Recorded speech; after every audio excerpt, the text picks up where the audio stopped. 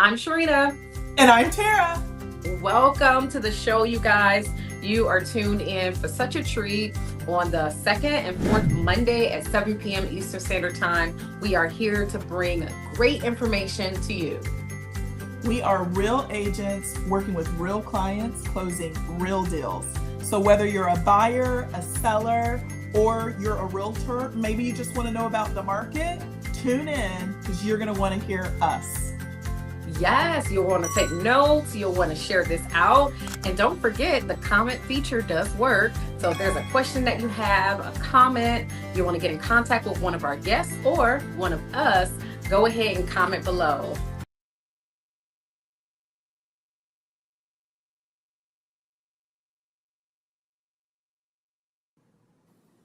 Hey, hope everybody's doing great tonight. Of course, you've got myself, Tara Rogers, and the Sharina George, because she is a real agent working with real clients, closing real deals. She's out on location today, just finished up some showing. So I hope that those went well, Sharina. They did. They did. Hey, everybody. Panera in the background. Tonight, super exciting show. We are joined again by Jalen Manser, our CIC Arizona broker. And we are also joined by Rahil Noor from Tax Leaf. When we had some conversation, one of our few podcasts ago, that Jalen had joined us on, after which we started talking about taxes and things from a realtor's perspective on what we could do, what we shouldn't do, things of that nature. And so tonight we've got Rahil Noor from Tax Leaf to share not only a little bit about himself, but to answer some of our questions we have tonight. So Rahil, I'm going to turn it over to you. Thank you very much for having me on the podcast and stuff. And this is great. I mean, real estate agents doing real deals, real work and stuff. So it's a tricky market with the real estate right now. So it's great that you have this collaboration and you have a community of people. Just a little bit of background about myself. I'm a tax professional and I work with entrepreneurs and real estate agents like yourselves, trying to help them minimize the taxes and come up with a strategy for saving the taxes going forward. As Jalen mentioned before our call, before we started this, like, can you really avoid taxes? Well, that's one of those things about life that yes, you cannot really avoid it. You can try to minimize it, and uh, you want to. Do you have to pay taxes? Yes, as U.S. citizens, as patriotic Americans, we are. It's our obligation to pay the taxes and stuff, but we also want to make sure that we only pay our fair share of the taxes and stuff. We don't. A lot of times we see people who don't know. They just. I mean. They don't know enough about how to strategize with their taxes, and we see that they end up paying a lot more in taxes. I have had a few real estate agents who were paying like $20,000, $30,000 extra in their taxes, and just by going to the strategies, now they are saving that $20,000, $30,000 year over year. So I mean, you can imagine how big a savings that could be. So with that, I mean, if we can start with an interactive session. I mean, if you have questions, you can start doing that, or I can just jump right down into it, which is the most boring subject to talk about. We'll try to see if we can make it exciting. Raheel, I am actually very excited about this topic because I, like many realtors out there, we want to pay as little as possible to Uncle Sam. So if you can give us advice and strategies on how to do that, because let me tell you, my first year in real estate, I had no freaking clue, and I ended up paying $70,000 to Uncle Sam. I'm like, what the hell Yeah. just happened? I Oh mean, my I was God. blessed to make a lot of money, but unfortunately, I had to give a lot of it back. Right. It's the price of success. So I mean, yes, you Right. do want to have that income, but then yes, if you have that kind of income, that you have to pay taxes. But there are some strategies that we can follow to hopefully reduce that and stuff. So $70,000, that's amazing. I wish I could say the same for this year. It's not the case, but working on it. Yeah, no, right. Rahil, what are some of the biggest mistakes that you see that tax professionals have made, or not tax professionals, but realtors have made when it comes to their taxes? Like things that you're kind of like, this is something that you should be able to write off. Like, what are some of the top write-offs for a realtor or a real estate professional that we should be taking advantage of? Sure. And I'll take a couple of examples, and maybe that might also help you understand, especially with the real estate agents who are new to the business and don't really understand how things work and stuff. So imagine if you had like two real estate professionals, both of them sold like about the same number of houses and stuff and made, let's say, around the same income. Um, but then when it comes to tax time, let's suppose they had like $100,000 each of income. One pays $35,000, $40,000 in taxes. The other one pays only $20,000 in taxes and stuff. So how does that happen? So the first thing to remember for tax professionals and basically any solopreneur or individual contractor type of role is you need to treat your work as a business. You need to understand that this is, you're not just an independent contractor, you are a business. And as long as you understand that businesses can be structured differently in order to save on taxes, that's one of the key things that I see a lot of people missing out on is they end up paying a lot more in taxes because they have not structured their businesses correctly. So when I say structure the business correctly, is like, uh, and this is one of the biggest things I'm hitting right up front, so that I mean, it has this is going to save you the most amount of taxes. Is by you can if you receive a 1099, most real estate agents receive a 1099 from the brokers, and you don't have to set up a company or anything for that. You can just take the 1099 and then you can pay the taxes on that. What happens there is you are treating yourself as a self-employed individual. You get the 1099, let's say for $100,000, and then you pay the federal income tax, which you cannot avoid, which is, I mean, let's say it's a 20% bracket. So you end up paying the $20,000.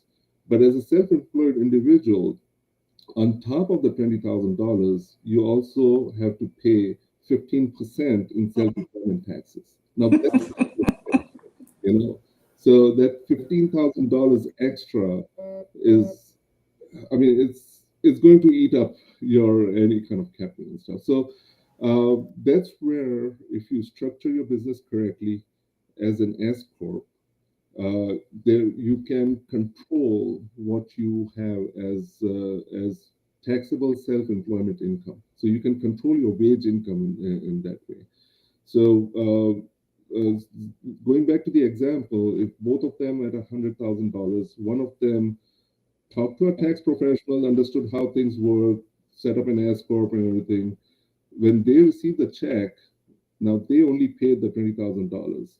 But the other individual who did not set it up as a business, did not treat the real estate profession as a business, ended up paying the $20,000 plus the $15,000, 35,000, almost double of what the first person paid.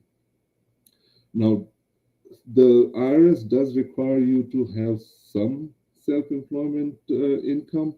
So in that case, maybe the first individual paid a little bit back into the self-employment and stuff. So maybe, okay, instead of $20,000, maybe they ended up declaring $50,000 as their wage income, not the full 100,000.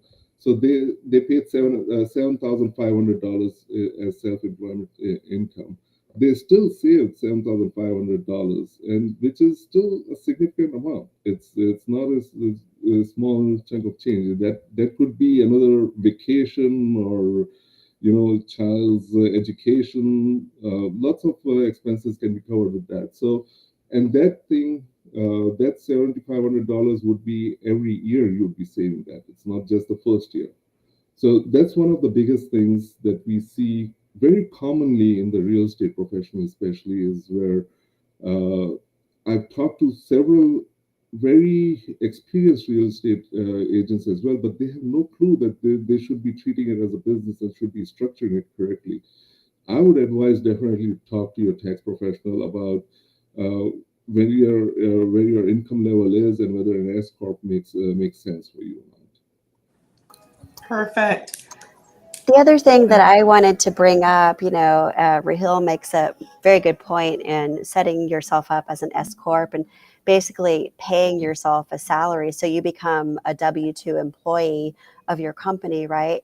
And so not only does that save you money in terms of your income taxes, but you're also contributing to the Social Security pool, right? Because you're paying into that through your wages, through your W-2 wages. So that's kind of a cool thing, and probably not something that most people would think about, especially you youngins over there. And then the important thing about Social Security, we don't know how long it's going to last. The major changes coming that way. Hopefully, not too many changes. But the important thing about your Social Security and stuff is you should sit down with a financial advisor. I'm not a financial advisor. I'm a tax professional. So certified advisor, financial advisor would be able to sit down with you, figure out what your Social Security, what's the impact of the self-employment taxes that you paid in, what your retirement might look like. I mean, this is like very long-term planning we are talking about, like hopefully 30, 40 years for most people. But you want to be ready for your retirement, because you don't want to be you don't want to have a surprise at the end of the year, where at the end of your career, where you don't have as much saved up as you had hoped for. So I would highly encourage sitting down with a certified financial planner and go through that strategy as well, of how much you should be paying into your Social Security, how much you should depend on that versus other forms of retirement accounts. Yeah. No, I agree. I think it's a great question for a financial advisor. And I think also other realtors, when speaking with a financial advisor, ask about the other types of financial retirement accounts, Yeah. because once you are a small business owner, you're able to have a SEP IRA, which is very different than the IRA that an employee has. So There are definitely, several options with that as well. So I mean, yeah, even if you are like a business, you don't have to have a separate IRA. You can still have a retirement account of your own. So I mean, the thing with S corp especially is all the taxes are passed through. So everything that you have on your business side, any kind of profit becomes the profit of becomes the income for the individual taxpayer. So on that side, you can have your own IRA, you can contribute to the IRA, you can save some more taxes at that point and stuff with the IRA strategy. one of the other questions, Rahil, was in reference to, like, assuming the realtor either has structured so that it's the S corp, or if they haven't moved that direction yet, based off of the cutoff time frame of announcing, and they're still in an LLC or sole proprietorship. One of the questions was, what are some of the most commonly missed things that aren't being written off? Okay. Well, let me address the first part where they might have missed the deadline for the S corp and stuff first, and then we'll go into the deductions a little bit more. The first thing is definitely talk to your tax professional before making that decision for the S corp. If you have not even set up your LLC, then as soon as you set up your LLC, you can immediately apply for an S corp application as well. So you will have 90 days to apply for an S corp from the time you established your business. If you already have an LLC, you have the first 3 months of the year between January, actually 75 days between January to March 15th to apply for an S corp. So you have the option to either wait until next year to apply for the S corp, but it will not apply for this year. It will apply for next year if the IRS approves it. Um, the other things that sometimes people miss is you may still have the opportunity to apply for an S corp for this year, for 2025, if you wanted to apply for it. Uh, Talk to your tax professional. You can still put in the application and request the IRS to go back to 2025, and sometimes they do approve it. Sometimes they don't. Sometimes they will say no, it will start in 2026. But sometimes, if you have a good reason, they might even give you 2025. So we can't do anything about 2024.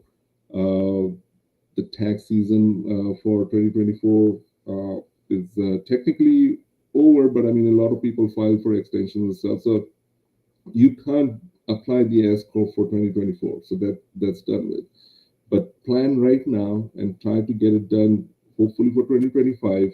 If not, at least start 2026 and make sure that you are an S corp if your tax professional thinks that that's the right structure for you.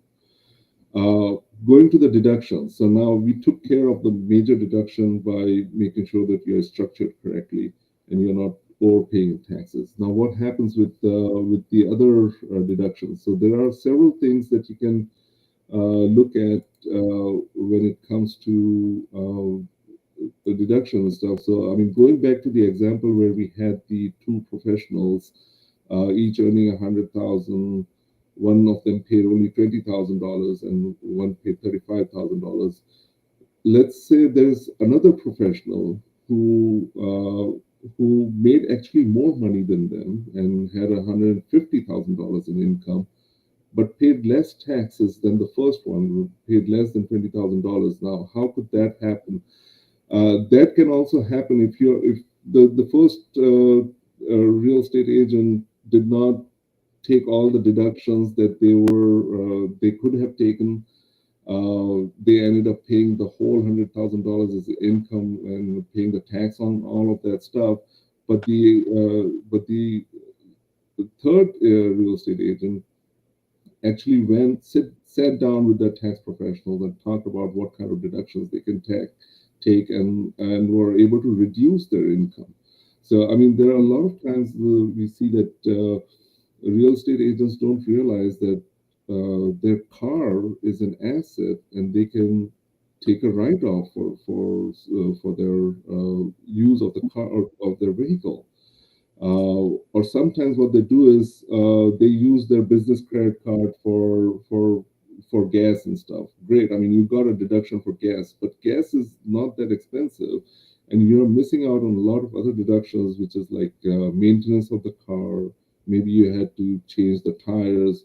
Maybe you're having the car washed every other week or something. There's a depreciation on the vehicle that you're missing out on.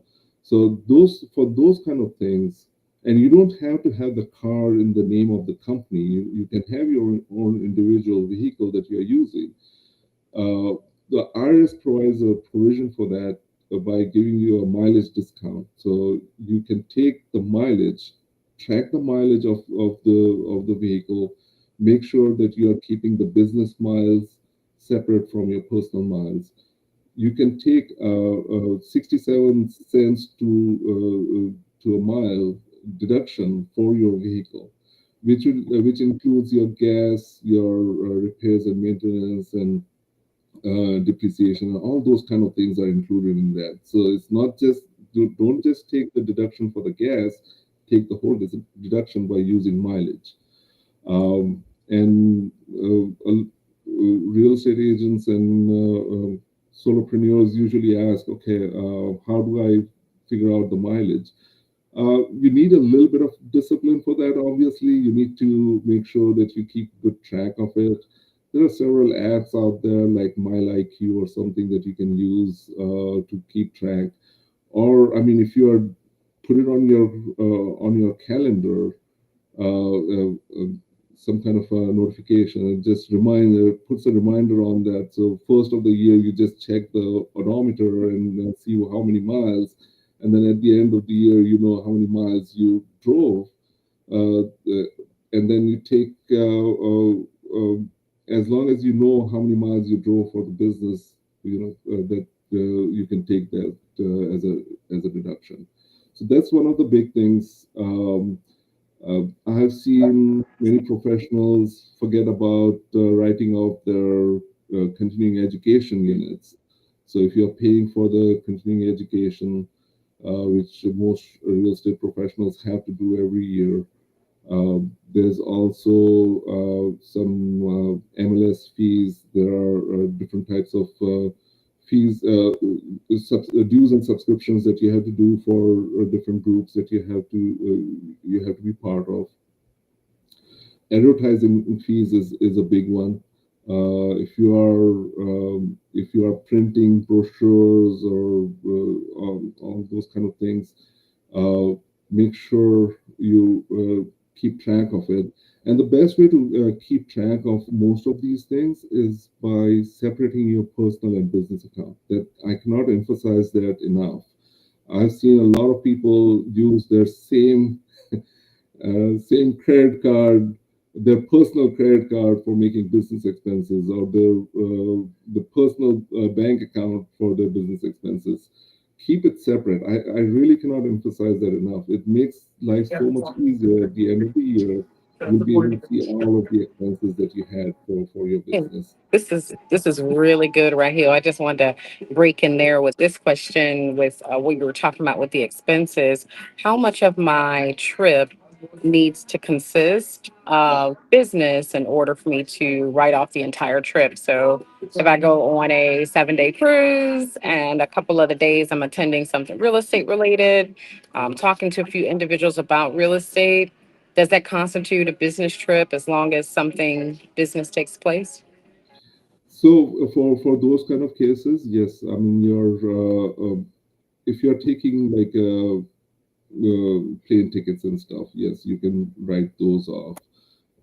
If you're staying in a hotel while you are doing your business and stuff, you can take those that off.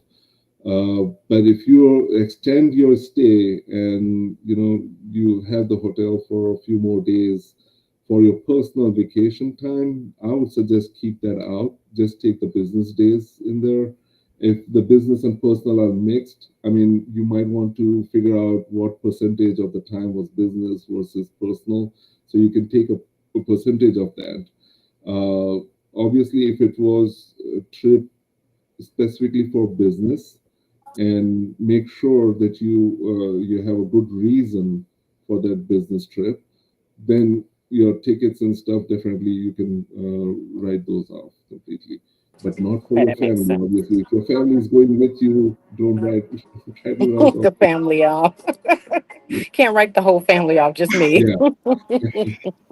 Hey, Put them to Raheel, work. I wanted to ask a question. So, all of us right here, the agents on here, we work with a virtual brokerage, a cloud based brokerage, like a lot of real estate agents here in the United States and internationally, but we're only going to care about the US, right? How much of your home space can you write off as your office? Because many of us do work from home. Yes, I was coming to that as well. So home office is one of the other things that sometimes people forget. So, I mean, especially after COVID, a lot of people have been working from home and not going to the office as much. as long as you have, this is what the IRS can directs you. If you have a dedicated space in your home where you're not conducting your personal work and stuff in there, if you have like a room that you use for your business, uh, you can take the percentage of that room versus your home, and then you can use. I mean, if you have mortgage, you have utilities, you have maintenance of your home, all of those things can be prorated based on the proportion of the office from the home, and you can write that off as well. Thank you. What about my clothing and my makeup and my hairspray? So that's a little bit tricky, and some people do write it off because, like I was talking to a real estate professional some time back. They said that their hair is part of the brand. I said, okay, your hair is part of the brand. People Yeah. can recognize you just because of the hair, and they know that. You can make an argument for that. That yes, you can write that off if your clothes have like monograms of your business and stuff. Yes, you can take that deduction. It's a business deduction. Oh, Uh, But Sharina, yep. there you go. But my brand, advertising. And just so y'all know, my brand is going to include red bottom Christian Louboutins.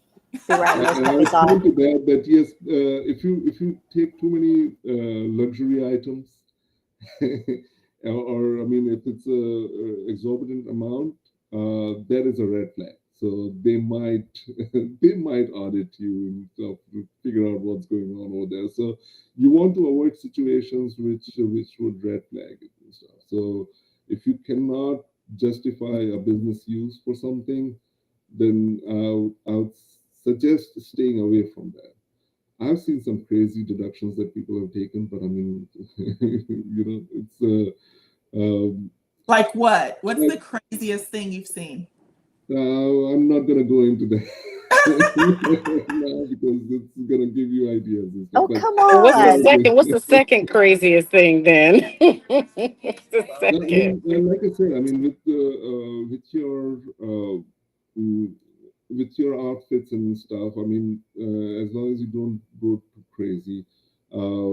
Sometime back, the IRS clamped down on the entertainment part of the meals and entertainment, because a lot of times people were using the entertainment portion to give like high ticket items to their clients, or to Mm, influence things like maybe game tickets and stuff. So they've kind of clamped down on that. You cannot use that as a deduction. right. Uh, but you can use meals, and even for meals, like during COVID, they were giving you 100% deduction, but now they are giving you only 50% deduction. But let's suppose you plan an event. A lot of real estate agents plan events where they have in-person meetings and stuff, and you bring food in, and you invite people and stuff. So that can be written off 100%, because that's a corporate event. That's not just meals for yourself and stuff. So that you can take 100%. But don't, again, the advice is always, be a little bit cautious. As long as you can justify, I think, for a business expense, you can take that. Okay. Another question that came to us was, how often should a real estate professional file? So, should they move to kind of like a quarterly session? Is it fine to stay with the annual? Is it fine if typically push back to the October 15th file date instead? Like, what are your thoughts, if any, on, is there kind of a customary way for that's more beneficial for realtors to file? So what I would suggest for that is look at your last year's taxes and see if you had to pay any taxes. If you had to pay taxes, and you want to avoid avoid the surprise at the end of the year. Or maybe it won't be a surprise, but it would be a big chunk of money and stuff. And IRS will charge you some penalties on some of that stuff if you don't pay on time. So planning ahead would help you avoid some of those penalties. Um, what I would suggest is if you have let's say more than a few $1,000s that you had to pay last year. Uh, I'm not gonna say 5,000 or 10,000 and stuff, but I mean, what's a big chunk for you, the affordability wise? Take a look at that. If it's more affordable for you to pay maybe $1,000 a month, or let's say $3,000 a quarter, you can do that. So on a quarterly basis, just pay $3,000 into the system, so that at the end of the year, you are not holding a big tax liability at the end. Um, Sometimes if you're paying if your tax liability last year was only a few $1,000s, you can wait until the end of the year before paying it, or even up to April 15th before paying it. And maybe they'll put a little bit of interest on it, maybe not sometimes. So you can avoid, you can get away with paying at the end of the year. Now, if you paid maybe $6,000 last year, but this year was really great, so be cognizant. Think about it, because if you made a lot more money this year than last year, then you would owe a lot more in taxes. So I would suggest uh, review with your tax professional and see if you should be making quarterly or tax estimated tax payments, or maybe even at the end of the year make a sizable estimated tax payment at the end of the year. So just you know what your income looks like, you know what your year looks like. So Hey, Raheel, this is the rebel in me asking this question. What happens if you don't pay your taxes? oh, great. uh, so a couple of things can happen. Um, you can be sure that the IRS knows that you had income. How do they know that? Because your broker would have sent you a 1099, and that 1099 gets filed with the IRS. So the IRS knows that yes, you had $100,000 in income, and they know that you didn't file your taxes because they didn't receive a tax return. So maybe they won't come out immediately, because the IRS is backed up. I mean, and there's been a reduction in their force as well. So maybe it's not going to be next year, maybe not the year after, but 2 3 years down the line, they will come for you. So you want to avoid that situation, because if they do come for you, they will put some penalties for underpayment. They'll add a penalty for non-filing. They'll add interest. They'll add other kinds of penalties and stuff. So, and that can almost double your tax liability. So you want to avoid that as much as possible. Um, I would suggest don't try to hide. You have to be upfront about it and pay your taxes. uh, Find the maximum deduction so that you know that you're not paying too much in taxes and stuff. So I have a yeah, quick story to share on that. And by the sure. way, I am a tax-paying citizen, so just putting that out Of course, there. yes. But This I full had a disclosure, we are all thank you. taxpayers. I had a client I was working with, and he got really behind on his income taxes with the IRS. And I think he ended up owing originally like $65,000. And it got escalated with all the interest and penalties to a point where it was up to like $215,000. And the IRS actually ended up putting a lien on his Yeah, house. When we went to sell it, the IRS is kind of like, guess what? We get paid first. And so he right. was upside down. It was like, so basically, don't mess with the IRS is what I'm saying. But they will come for you at some point and stuff. So This is good, you guys. That was some good information right here. yeah, okay.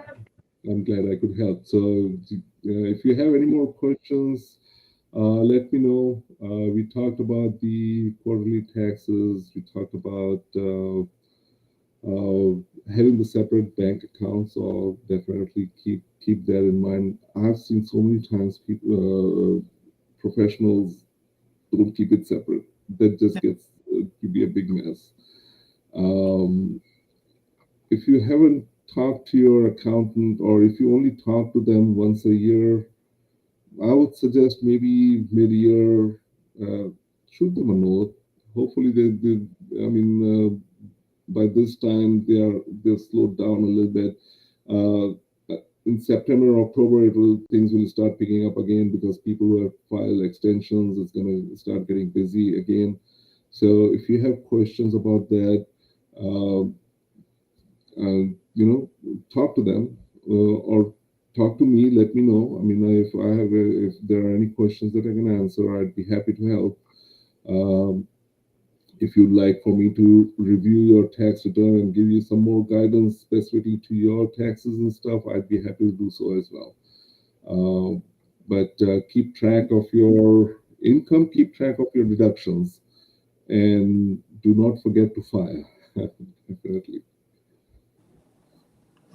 Rahel, can you talk a little bit about when a realtor they are operating as a small business, either LLC or S corp? Can you talk a little bit about how they can leverage their or not leverage, that's not the right word, how they can employ their working age children in their business? Can you talk a little bit about that? So the IRS does allow you to hire your kids. The only you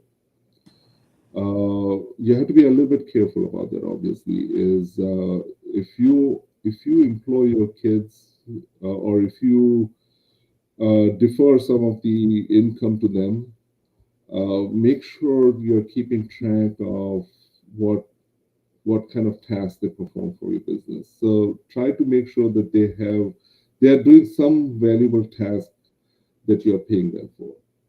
And then documentation is also needed. So you need to issue them some 1099s at the end of the year. You can do that. If you keep it under the standard deduction of $14,000, they don't even have to pay taxes for that, but you can take the deduction for that as well. So it's a nice strategy to reduce your tax liability. Just that, again, the documentation is the key here. You need to make sure that you keep good documentation just in case they come for an audit. There is a good likelihood that they won't come for an audit. But I mean, if you have good documentation, then yeah, you're safe. Yeah. Can you also talk a little bit about when you have a virtual assistant or an assistant that's not a US citizen? Are you still required to send them a 1099, or at least document it from a 1099 perspective on your end here? Or how does that work?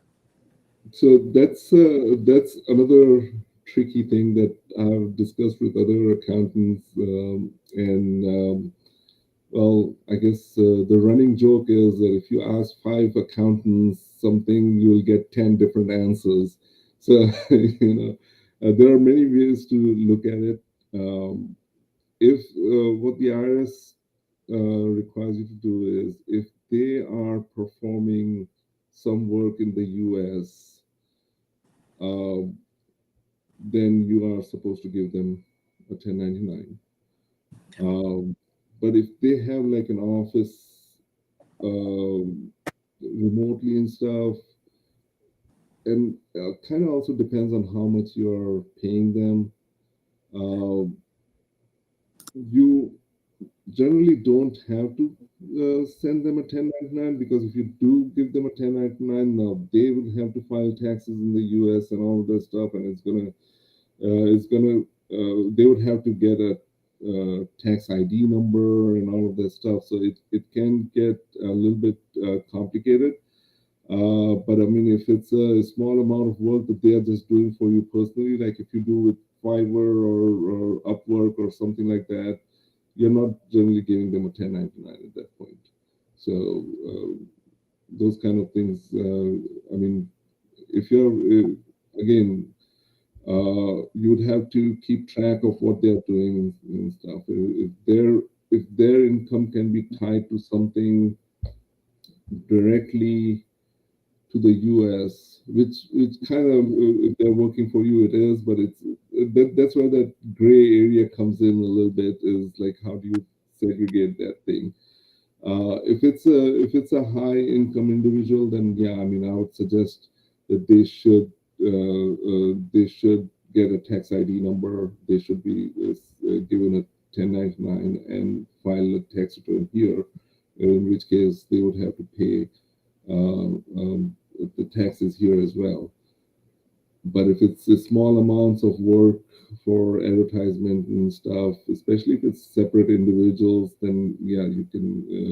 It's okay. Even with the 1099 individuals here or contract workers here, if it's under $600, you don't have to give them a 1099 and stuff. So Under just 600 a month or under 600 annually? yeah, for the year. Okay.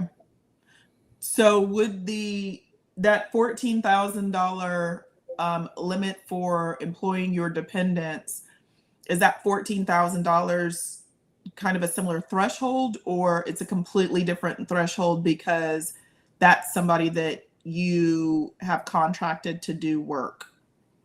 So for non-residents, it's a little bit different. And I'll have to look up the deductions. I don't remember offhand what it is because I don't work generally with a lot of remote individuals. But their taxes are a little bit different the uh, than the individuals here in the U.S. Okay. So it's almost then, I mean, and this might be a question for my accountant, but it's almost if I were to capture what they're doing as like lead generation, for example, while I've got the documentation that the person was paid because at its core they're doing lead generation, then I could probably bucket that with lead generation expense.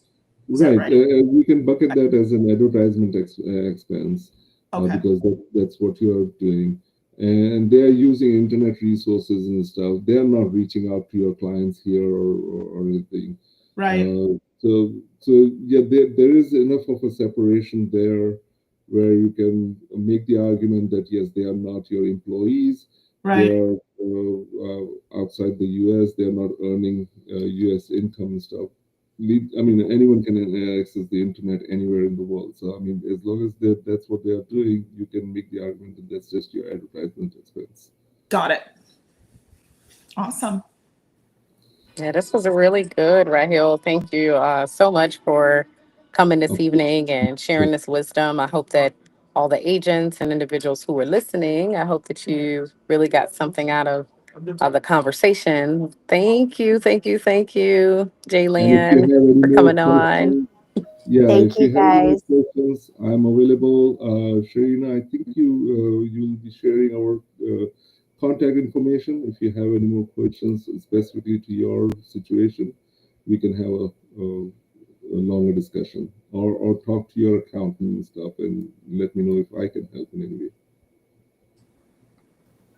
All right. Thanks, guys.